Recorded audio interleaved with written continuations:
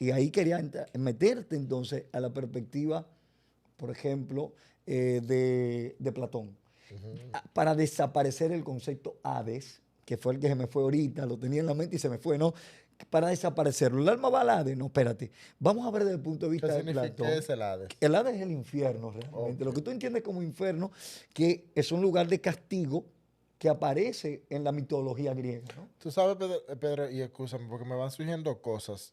Yo creo que a ti te voy a convertir en un asiduo visitante de mi podcast, porque también en algún punto me gustaría que hablemos de la traducción, por ejemplo, griega de muchas palabras, que tal vez por asumirla de forma incorrecta tenemos un concepto muy distinto de la vida. Sí, Porque, por ejemplo, yo siempre he escuchado que, y eso lo defiende dependiendo de la iglesia a la cual tú vayas, porque eso se tradujo del griego, pero eso no significa tal cosa, sino que significa lo otro. Y por eso se malinterpretan sí. algunas cosas. Eso tenemos también que Mira, ver. interesante pensar en que, por ejemplo, nosotros tenemos conceptos, y usé ahorita la etimología, ¿no? La etimología también puede ser un grave error, Ujú. una falacia, se le puede llamar, gramatical. ¿Por qué?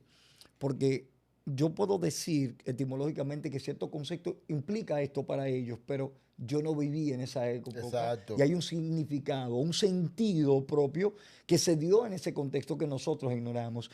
Y ahí hago el señalamiento del libro de Edinson Minaya, que se llama Simbolismo e Implicación, donde, Edison Minaya es tu primo. eh, obviamente, sí,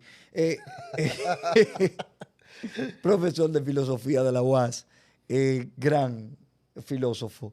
En el archivo de la voz de la escuela ahora lo entrevistaron y es interesante escucharlo, ¿no? Tenemos que traer a Edison. Edison, claro, de la Tenemos que hacer capital, un podemos episodio con él. motivarlo a que venga.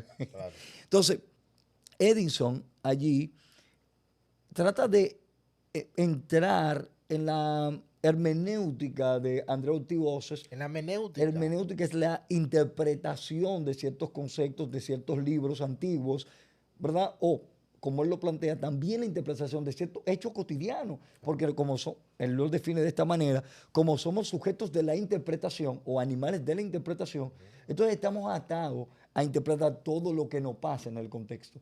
Entonces, él dice allí que es importante tratar de desentrañar esto que constituía un mito para cierta cultura, pero aún así tenemos ciertas limitaciones para hacer ese procedimiento. Sí, claro. ¿Tú ves? Tú sabes que tú mencionaste la palabra menéutica y yo la volví a mencionar. Y es porque esa palabra, y es el mismo tema que tú mencionabas, que las palabras o las frases, los enunciados van a tener un significado dependiendo del tiempo y la sociedad donde se use.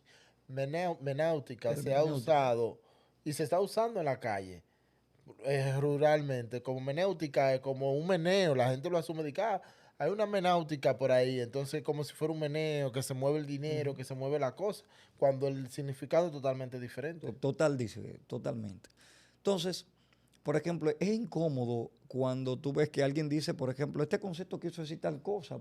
Bueno, etimológicamente está correcto. Contextualmente puede que sí, pero el sentido óptimo de eso solamente lo conocían ellos. Exacto. Y ahí entra el, Y el- ese el sentido problema, ¿no? óptimo para nosotros en esta sociedad, miles de años después, es totalmente diferente. Por ejemplo, Muy, muy, muy te van a diferente. escuchar quizás puertorriqueños, 20 años después van a decir, acá este tipo decía mucho que lo que.